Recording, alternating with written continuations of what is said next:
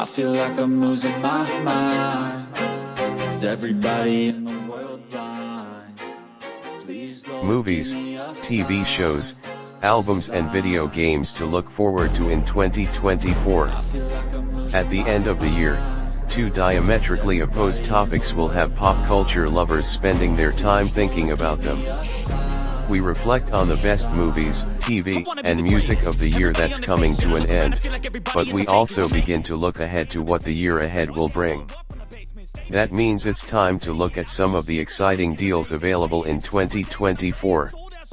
We talk about movies, TV, music, and video games. Now, few of these will almost certainly make it to 2025. Several items on this list were originally supposed to be part of 2023.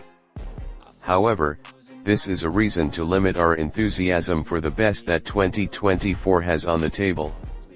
1 out of 100. Mean Girls. Remakes have oversaturated the market, but this is more than a Mean Girls remake.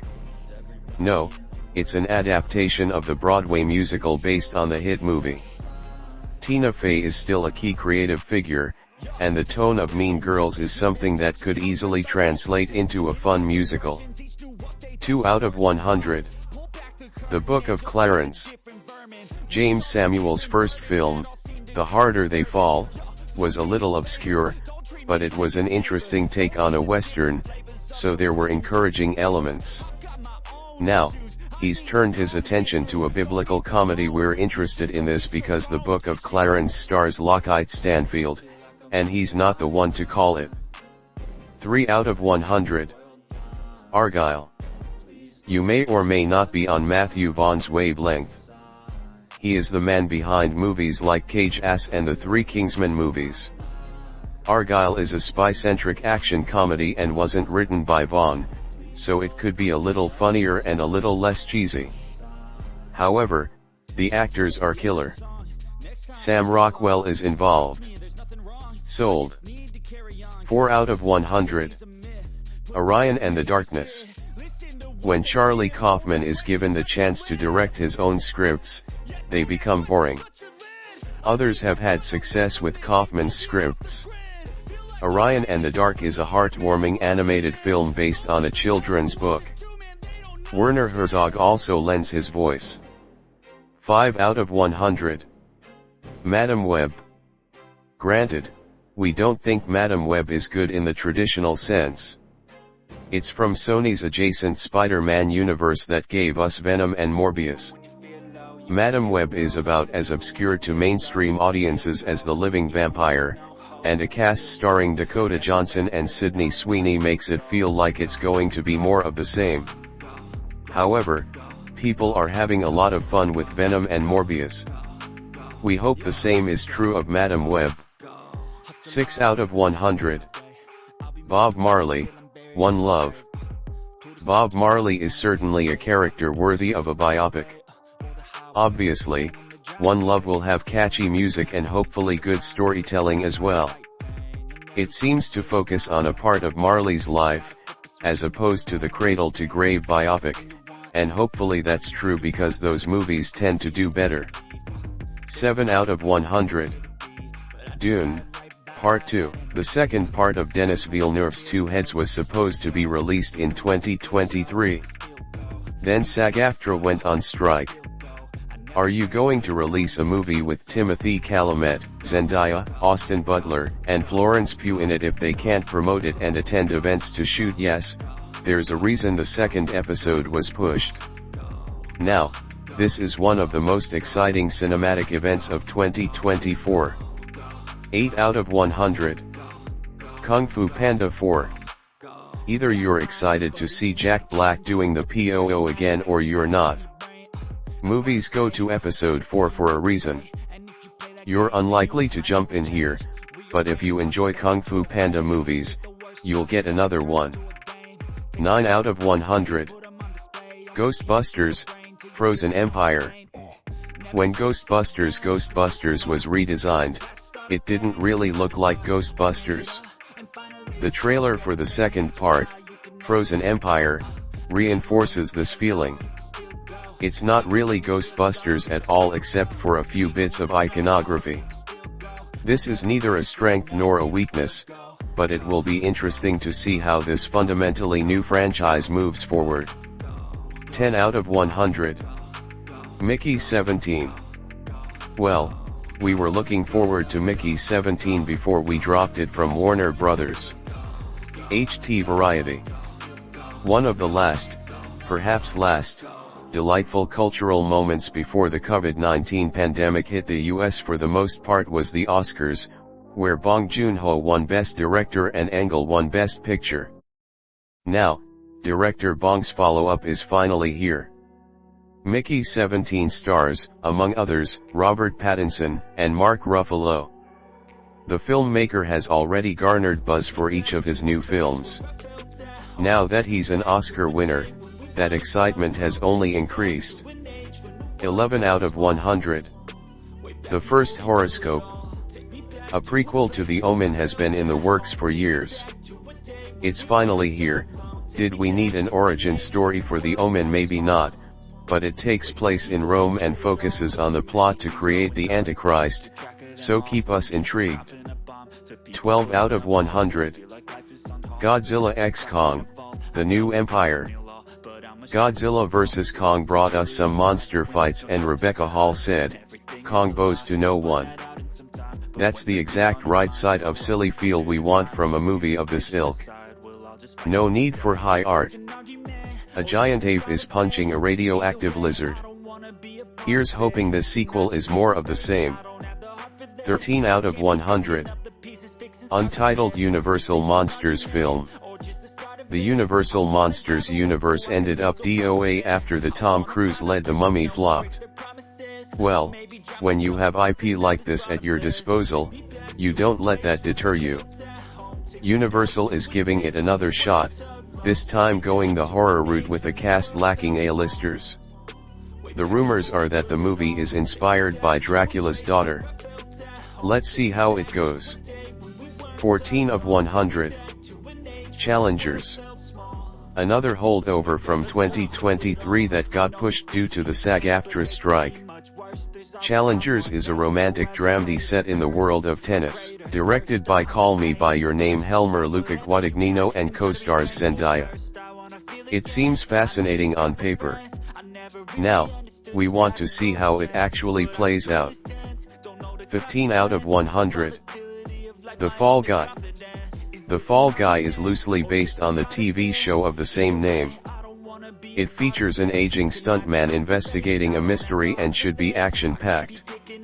We don't mind the IP mining because Ryan Gosling is starring as the stuntman and David Leitch of Atomic Blonde and Bullet Train is directing. This is going to be some kitchen sink action stuff. 16 of 100. Furiosa, a Mad Max saga. Charlize Theron shown as Furiosa in Mad Max, Fury Road, which led to some consternation when it was announced that she would not play the character in Furiosa. However, it is a prequel, and Anya Taylor-Joy is not exactly a slouch. What matters is George Miller is at it again, and you should enjoy that while you can. 17 of 100. The Garfield movie. Sure, be skeptical. It's warranted. Those Garfield movies with Bill Murray were awful. Chris Pratt is voicing Garfield, and that dude is ubiquitous. On the other hand, remember how skeptical people were about Pratt voicing Mario. The Super Mario Bros. Movie proved charming and was a huge hit. Mark Dindal is directing the Garfield movie, and he directed The Emperor's New Groove. Perhaps this will be a pleasant surprise. 18 out of 100. Kingdom of the Planet of the Apes. In a way, this is a reboot of a reboot. It's the sequel to 2017's War for the Planet of the Apes, but it is also set generations after that story. Kingdom of the Planet of the Apes focuses on a young chimpanzee and a feral woman joining forces to try and save both apes and humans from a ruthless ape dictator. 19 out of 100. Ballerina. Len Wiseman is maybe not a director who inspires enthusiasm.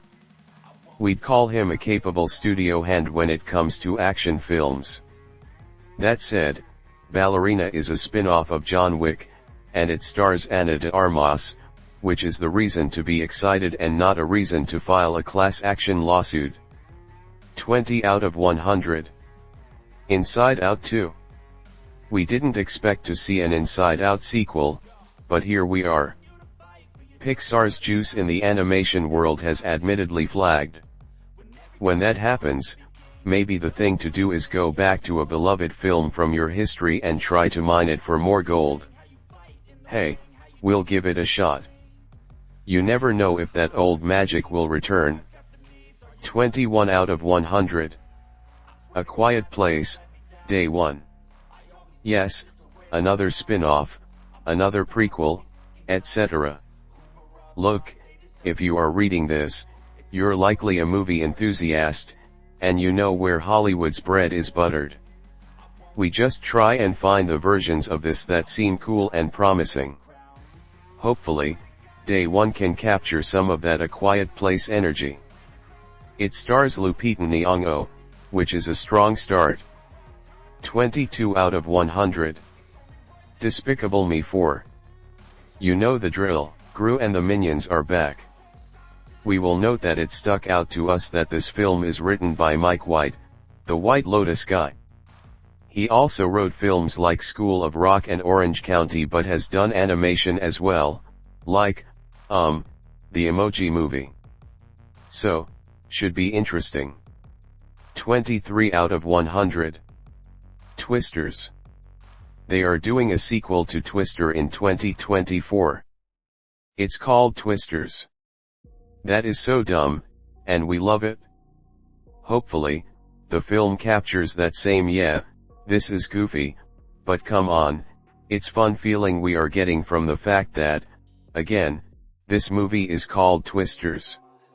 24 out of 100. Deadpool 3. There is a risk of Deadpool fatigue, for sure. Such is the nature of the character and these films. That said, Ryan Reynolds is clearly all in on doing these movies, so we know he won't phone it in. Also, Hugh Jackman is playing Wolverine, and Jennifer Garner is playing Elektra. No, really. 25 out of 100. Borderlands. First, we saw that Eli Roth was directing an adaptation of a video game series, and we said, pass. Then, we saw the cast list.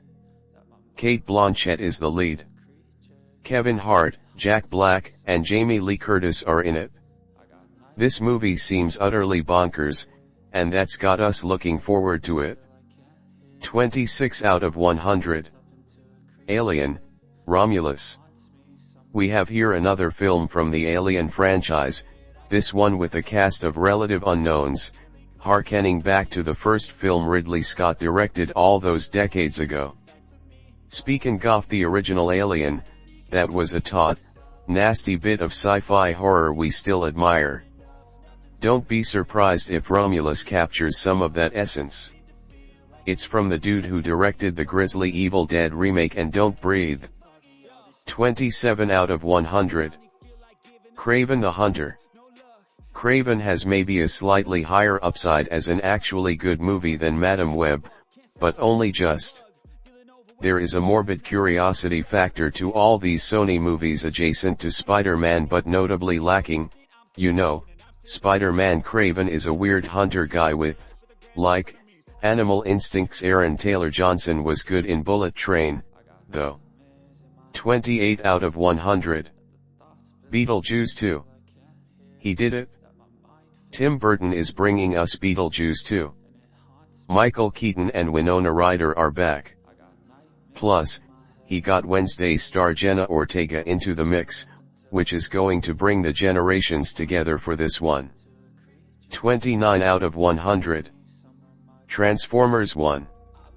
How did a Transformers movie manage to get a cast like this? Chris Hemsworth, Scarlett Johansson, Brian Tyree Henry, Lawrence Fishburne, and the list goes on. Now, it helps that it's basically voiceover work for this cast, but that's still notable. 30 out of 100. Joker, folie à deux. Ugh. On the one hand, a middling, muddy film became tedious thanks to the discourse. The only thing more tedious than the Joker discourse was the discourse about said discourse. One assumes the sequel will only ratchet that up. On the other hand, Folie à Deux is a musical, and Lady Gaga is in it. Fine, bring on the discourse.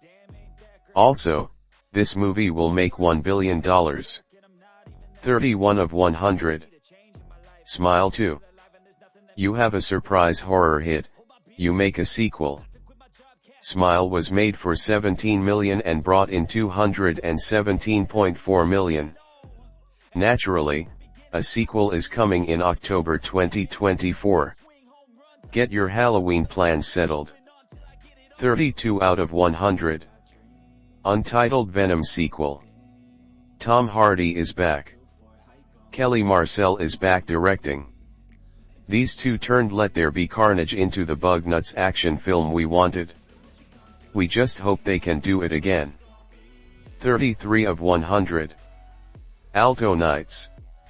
Nicholas Pileggi wrote Goodfellas and Casino. Barry Levinson has directed films like Diner, Rain Man, and Wag the Dog. Those two have joined forces for Alto Nights. Also, Robert De Niro is playing Vito Genovese and Frank Costello, two 50s mob bosses. 34 of 100. Gladiator 2.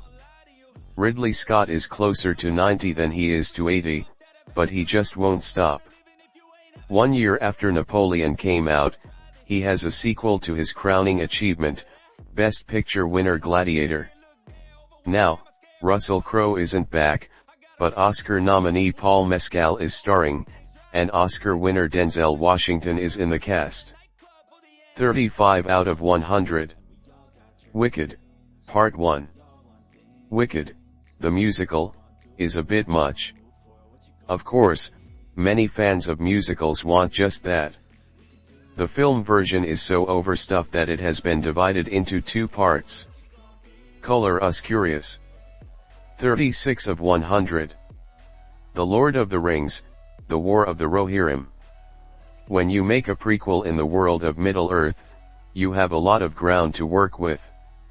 For example, The War of Rohirrim takes place a full 261 years before the Two Towers. And yet, it all ties together. It's animated as well, which makes it a bit fresh. 37 of 100. Untitled The Karate Kid film. We don't know who is playing the titular Karate Kid this time. As of this writing, a worldwide casting process is ongoing. What we do know is that the film is scheduled for a December release, and both Jackie Chan and Ralph Macchio are in it.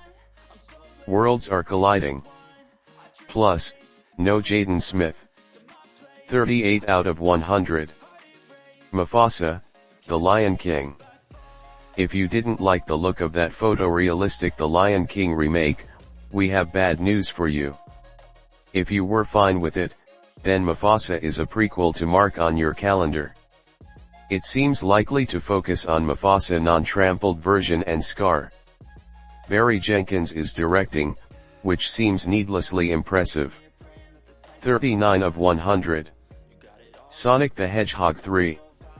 Yes, sure, why not? The first Sonic the Hedgehog was hurt by the pandemic. It deserved a shot for a proper run for the sequel, and now we have a third film. Idris Elba is voicing Knuckles, which is keeping this fresh, and maybe some character called Shadow the Hedgehog is that exciting we don't know enough Sonic lore. 40 out of 100. Nosferatu. Do you know Robert Eggers, the guy who made The Witch and the Northman? He has a new movie, and it's a vampire movie. Remember Willem Dafoe's performance in The Lighthouse? How insane was that? Well, he's in Nosferatu. 41 of 100. Spider-Man, Beyond the Spider-Verse. There have been some delays on Beyond the Spider-Verse, but it still seems like a likely 2024 release. Frankly, it needs to be. We enjoyed Across the Spider-Verse, but it was a surreptitious part 1, and it lacked an ending. The longer they wait, the more curdled the ending becomes. Let's get some finality. 42 out of 100. You're cordially invited. Will Ferrell and Reese Witherspoon are joining forces for a wedding comedy. Now, neither of them has a perfect track record when it comes to comedy, but they both deliver at their best. The same is true for writing and director Nicholas Stoller, but he will be looking to rebound after Brothers was critically successful but commercially a flop. 43 out of 100. Paddington in Peru. Paddington in Peru doesn't have an American release date yet, but it is scheduled to be released in the United Kingdom in November 2024, so we assume we'll get it in the States later in the year. The love for Paddington 2 was massive. Now, the Browns and Paddington are headed to his home country. 44 out of 100. Megalopolis. Francis Ford Coppola was the defining filmmaker of the 1970s. He's a legend. An icon. He also hasn't made a notable movie since The Rainmaker in 1997. Megalopolis is his passion project. He has been working on it since the 1980s. He's producing it himself. Coppola says he spent $120 million of his own money on it. It's filmed. Now, it's just a matter of it coming out. If you care about film history at all, how could you not be intrigued by Megalopolis? 45 out of 100. Untitled Jordan Peele film. Jordan Peele has a December release slated. We don't know the title. We don't know what it's about. It doesn't matter. This is Peele's MO. In time, dribs and drabs will come out. It will be eerie. People will be excited. Peele will likely deliver. All we need is the knowledge of a new Peele film to be looking forward to it. 46 out of 100. Three Body Problems. Three Body Problem was a huge book, and now the sci-fi story is being turned into a Netflix show. It should be epic, and it was developed by, among others, Weiss and Benioff, aka the Game of Thrones guys. 47 out of 100. Agatha, Darkhold Mysteries. Hey, Catherine Hahn as Agatha on WandaVision was fun, right? Are you up for her to have her own show? If it can carry over that fun and maybe throw some cool magic in the mix, it should be good. 48 out of 100. Avatar, The Last Airbender. Remember the animated version of The Last Airbender that was a beloved show? The story is getting turned into a live-action show for Netflix. Hopefully, it satisfies fans. If nothing else, it should be better than M. Night Shyamalan's film version. 49 out of 100. The Brother's Son. Netflix is hitting us with a lot of new shows early.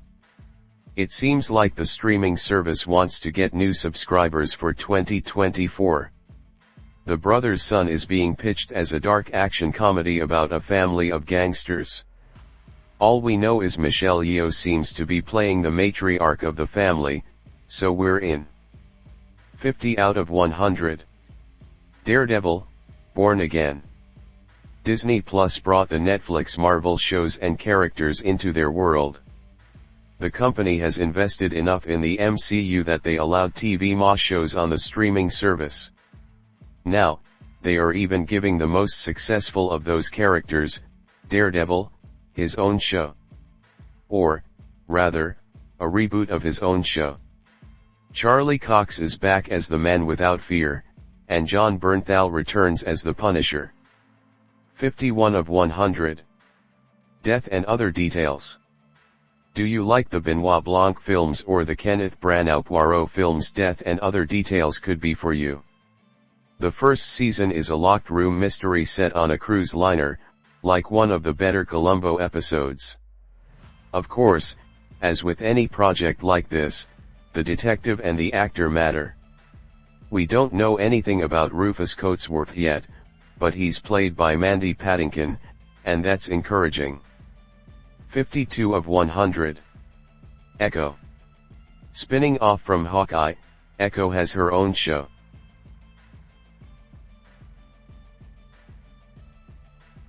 It ties into Daredevil, which makes sense because both shows feature Vincent D'Onofrio as Wilson Fisk, aka Kingpin.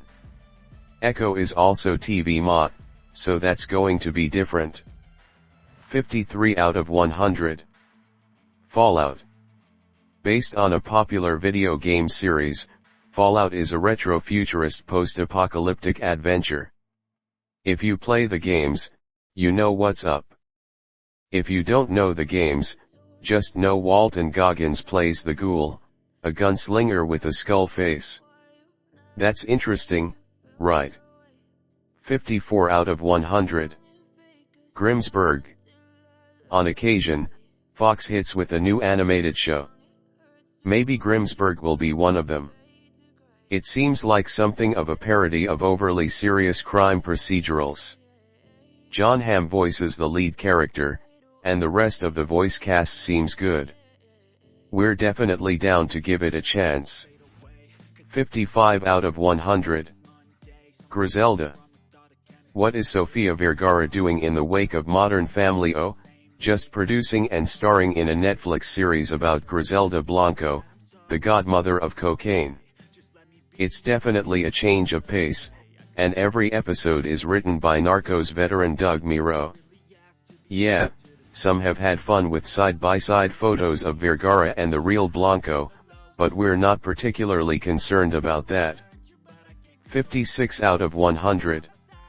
Knuckles. Knuckles is in Sonic the Hedgehog 3, but is also getting his own show evidently. People are into this echidna. It's impressive that Paramount has managed to get Idris Elba to lend his voice to Knuckles for a full show. Also, it seems like it'll be a goofy comedy. This is going to be a trip. 57 of 100. Masters of the Air. First, the cast list for Masters of the Air is incredibly long. It seems like a big-time ensemble piece, perhaps in the vein of Band of Brothers. That would track, given that it is about bomber pilots during World War II. The COVID-19 pandemic pushed the release of the show, but it might have helped sell it. Austin Butler is one of the stars, and now he's Elvis Presley and some dude in Dune, Part 2. 58 out of 100.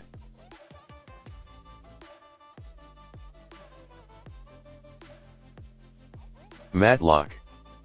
They say CBS is a network only old people watch. The original Matlock was associated with older folks, as any Simpsons watcher knows. As such, it only makes sense that a Matlock reboot is coming to CBS. It just feels right, and that's why we're looking forward to it. Oh, also, Kathy Bates is Matlock now. Twist.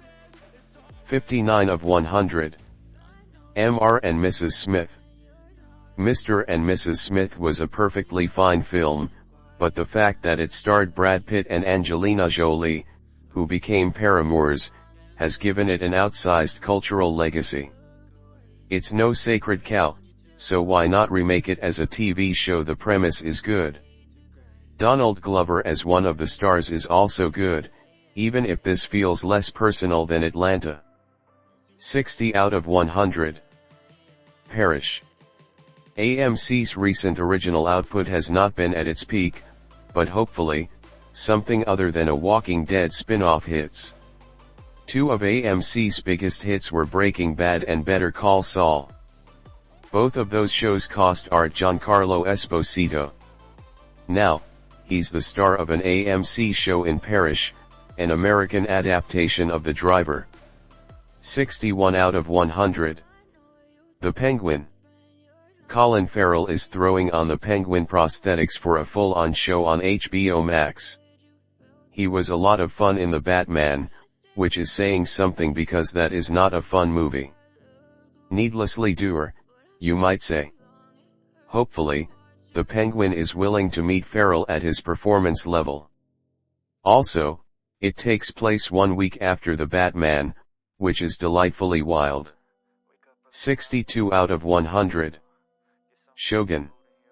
Shogun was a hugely popular novel and was turned into a miniseries in 1980.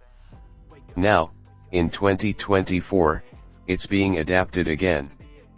This time, it is for FX. That means the story can be told in a decidedly different way. There's a shipwrecked English sailor, a daimyo, a lady samurai, and more. 63 out of 100. The Spiderwick Chronicles. Based on a popular fantasy novel series and once adapted to the big screen, The Spiderwick Chronicles was originally developed by Disney+. They nixed it, but the Roku channel swooped in.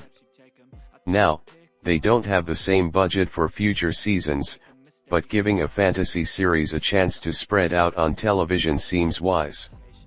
64 out of 100. The Sympathizer. Meet HBO's next prestige drama, or at least that will be the goal. It's based on a novel that won the Pulitzer, and one of the showrunners is Park Chan-wook, an acclaimed director. Not only that, but Robert Downey Jr. is playing multiple antagonist roles, which sounds intriguing, to be sure. 65 out of 100. The Regime. Will Tracy went from writing for Last Week Tonight to writing for Succession to writing the screenplay for The Menu. If you're looking for political satire, he's one of the guys to turn to now. Tracy created and is the writer of the limited series The Regime. It's set during the collapse of an authoritarian regime, and if that wasn't enough, Kate Winslet is the star. 66 out of 100. Tracker. We know exactly when Tracker is debuting. The CBS show is about a wandering guy with tracking skills who helps, well, track people for reward money. It has been chosen as the lead-out show for the Super Bowl. Anytime a show debuts after the Super Bowl, we're interested. Clearly, the network believes in Tracker. 67 out of 100. Win or lose. Pixar is getting into the television series space. That's interesting enough as it is. The show also has an intriguing premise. Win or Lose is focused on a middle school softball team leading up to the championship game, but each episode is told from the perspective of one of the team members. That could work really well or flop. Either way, we want to see it happen. 68 out of 100. The Acolyte. Here comes another Star Wars show. This one seems to be more on the serious side, in the vein of Endor, but there is something about The Acolyte that sticks out to us. It's set 100 years before The Phantom Menace. Exploring the Star Wars universe to that point in time allows for a lot of fresh stuff. Hopefully, we get it. 69 out of 100. The Franchise. An HBO show about the making of a superhero movie, that is created by Armando Iannucci, and Sam Mendes. How could we not be hyped now? Iannucci's last show, Avenue 5, wasn't great, but the dude created Veep and the thick of it. When he has a new show, we're in for it. 70 out of 100. Palm Royale. Palm Royale is a limited series coming to Apple TV Plus about a woman trying to rise in Palm Beach's society scene. You know, like that one episode of The Simpsons, but a full-on TV show. The cast is incredible. Kristen Wiig plays the lead, but the case includes Laura Dern, Allison Janney, and Carol Burnett, among others. 71 out of 100. Expats. Lulu Wang, director of the excellent film The Farewell, adapted Expats from a novel and directed every episode of the film's season. Nicole Kidman is one of the stars of this show that is, Yes, about expatriates. We also appreciate the fact that the author of the novel, Janice YK Lee, wrote one of the episodes of the show. 72 out of 100. Community, the movie. It's going to happen, 6 seasons and a movie. The rallying cry adapted from Dan Harmon's cultishly adored meta-flavored sitcom will become a reality. They managed to get to 6 seasons, but the movie seemed unlikely. Community, the movie is going to happen. It's still slated for 2024 after some strike-related delays, and when it happens, the prophecy will have been fulfilled. 73 out of 100. X-Men 97. X-Men, the animated series, proved unexpectedly popular on Disney+. Call it a mix of nostalgia from 90s kids and kids of the modern era finding it and enjoying it. Now, the show is coming back, in essence. Now called X-Men 97, the show is picking up right where the original left off back in, well, 1997. Enjoy, millennials. 74 out of 100. Little Rope. Sleater-Kinney is not quite the band they were when it was a trio with the stellar drummer Janet Weiss in the mix. However, a new release from the indie rock legends is still worth diving into. Little Rope was preceded by a couple of singles, and the sound is encouraging for those looking for the classic Sleater-Kinney vibe. 75 out of 100. Insane. Kid Cudi is a polarizing musician, but his fans tend to be devoted. When he hasn't been acting or serving as the band leader for the comedy Bang Bang TV show back in the day, he's kept on producing his own music, and Insano finally arrived on January 12. 76 out of 100. Coming Home. Usher is an astute businessman. Coming Home is his first solo album in nearly 8 years, and it is being released on February 11th. That is the day of the Super Bowl, and do you happen to know who is performing the halftime show? Yes, that would be Usher. As we said, an astute businessman. 77 out of 100. Tank-A. British punk. Although they occasionally chafe at being called a punk band, doesn't come more shrewd and powerful than Idols. They absolutely rip as a band, but lyrically, they are pretty clever. They also tend to exude positivity, and Joe Talbot has said that every song on Tank-A is a love song. Love songs that will tear your face off, but love songs. 78 out of 100. This Is Me. Now, back in 2002, Jennifer Lopez released an album called This Is Me. Then, 2 decades later, and 1 decade after her last album, J.Lo is releasing a sequel album. In terms of going full circle, Then came out right as Ben Affleck was picking up steam. Now, Lopez and Ben Affleck are married, and both of their careers are still going strong. 79 out of 100. Reasonable Woman. SIA's whole weird vibe is back with her first proper album in a bit. Her last album was a soundtrack for a movie you didn't see, and before that, she made a Christmas album. SIA had some time away from watching Survivor to put out a fresh album, with the single Gimme Love already having been released. 80 out of 100. Loss of Life. Management dropped their debut album at the perfect time in 2007, the indie sleaze era was in full effect, and Time to Pretend became one of the defining indie songs of that era. They haven't released a new album since 2018, but Loss of Life is on its way because indie-influenced psych rock never dies. 81 out of 100. Untitled Guns N' Roses album. Now, any announcement of a new Guns N' Roses album must be taken with several grains of salt. Their last album came out in 2008, and it was Chinese Democracy, one of the longest gestating projects ever. Axl Rose is not the most reliable, but a single has been released for the new album. Also, and this is key, Slash and Duff are back, making this the first classic GNR album in decades. 82 out of 100. Alone in the Dark. The original Alone in the Dark was at the forefront of the survival horror video game movement. This is something of a reimagining of that game, but obviously, graphics have improved, and the storytelling of video games has changed. So much so that Jodie Comer and David Harbour are lending their voices to the game. 83 out of 100. Prince of Persia: The Lost Crown. Speaking of old school games, the original Prince of Persia even predates Alone in the Dark, and the series has been so successful it has gotten a terrible movie adaptation.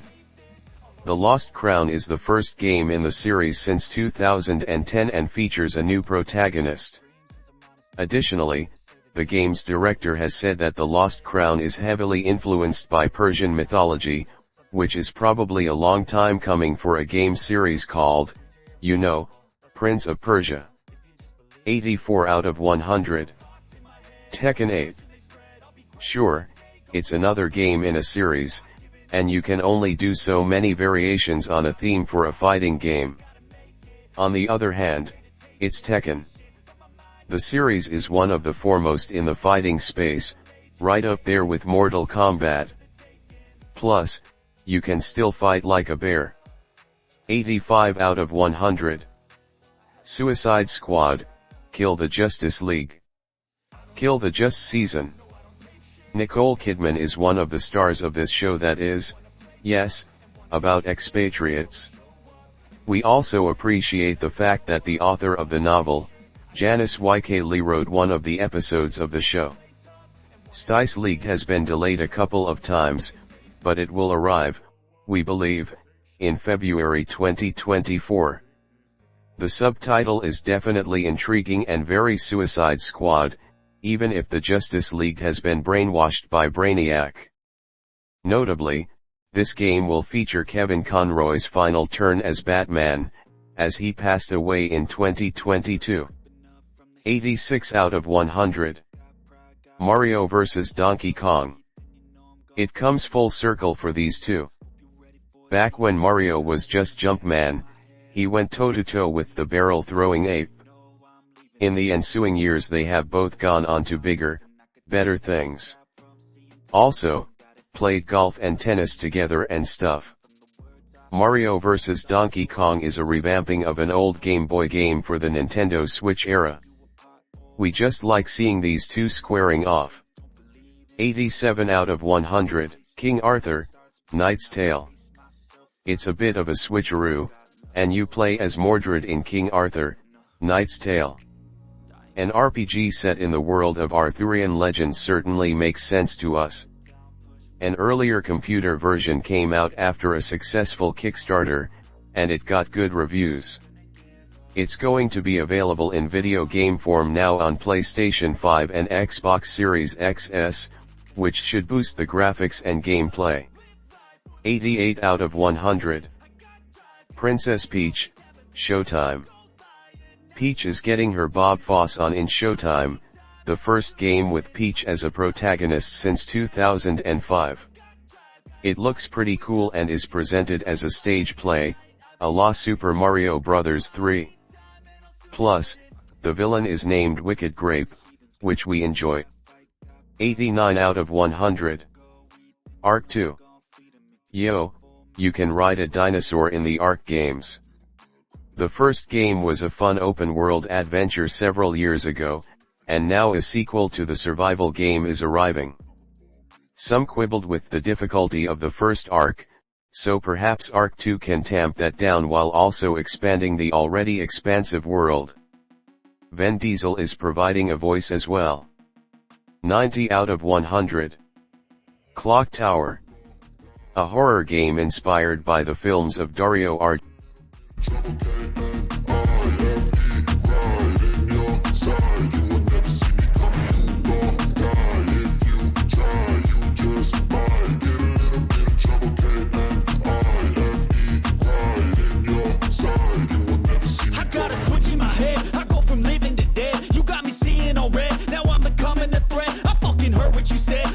have some regrets, and no, I never forget. So now you have a few debts. That shit, it needs to be paid with blood or some sort of pain. You caused a permanent stain, which has determined your fate. I've never seen so clear. I feel the end and it's near. The day of reckoning's here. The sound of deafening fear. You gon' die if you try. You just might get a little bit of trouble. K-N-I-F-E, right in your side. You will never see me coming. You gon' die if you try. You just might get a little bit of trouble. K-N-I-F-E, right in your side. You will never see me My energy is next level, so damn, you better be careful. I got an angel and devil, he snaps me straight in the temple. I'm ready to be a rebel. I've got a lot of potential hidden inside of this vessel. That shit is so exponential. I need a first class ticket to the top, no limit. I don't play no gimmicks. I'ma take you to the clinic. If you want a taste, come at me and you will be replaced. They won't find a trace of you anywhere or any place. You gon' die if you try. You just might get a little bit of trouble. K-N-I-F-E,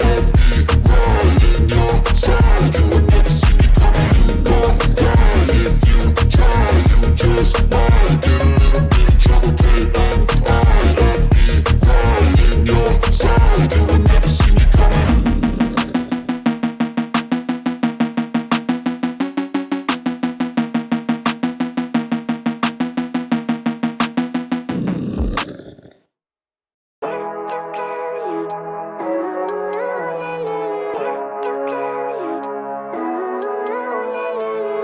Living life, every day, late at night, not okay. All I want, and I pray, all I need are some better days. Fuck me, I'm looking in the mirror, so foggy, but I've never seen clearer. I don't really think anyone can save me, and honestly I'm not really sure I want saving. I like to be my own worst enemy. There's no risk if you don't try at anything, so I'ma just keep buying everything. See you in the next life, have to be a better me. I don't think that my head's on straight. Gotta flip it and grip it and go and get an x-ray. What's wrong with me? I just feel weight pushing on my chest and it squeezes till I suffocate. Better change my mindset, meditate. It's pretty cool that I'm alive and have better days. I could walk, see, hear, I should celebrate. Think I could change my mind, maybe elevate. Living life, every day, late at night, not okay. All I want, and I pray, all I need are some better days. Yeah, all I need are some better days. Cause all I want, and I pray, I believe in the better days. I'm kinda stuck between a rock and a hard place. Do I work hard or live at my pace? You're only young once, yeah that's all great, but I also want a future where I'm okay. Living life is doing lots of cocaine. Wait no, it's living with no shame. Wait no, it's sleeping in on Sundays. I guess it's different for each of us and that's okay. Well I just wanna be happy, how to get there? Glad that you asked me. I think it's different for everyone. Some of us need work, others need fun. Some of us need purpose to overcome. But try to do what you love when it's said and done. Cause there's so many differences in each of us. Trust your gut, it can show you what you want. Living life, every day, late at night, not okay. All I want, and I pray, all I need are some better days. Yeah, all I need are some better days. Cause all I want, and I pray, I believe in the better days. Living life, every day, late at night, not okay. All I want, and I pray, all I need are some better days. Yeah, all I need are some better days. Cause all I want, and I pray, I believe in the better days.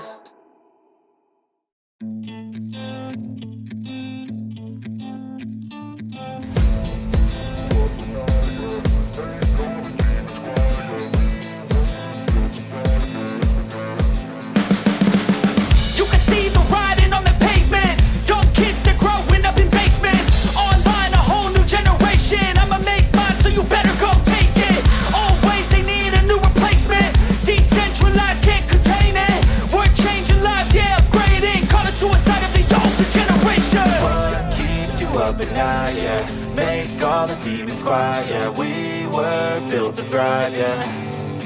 I think that we've all had enough. What keeps you up at night, yeah. Make all the demons quiet, yeah. We were built to thrive, yeah.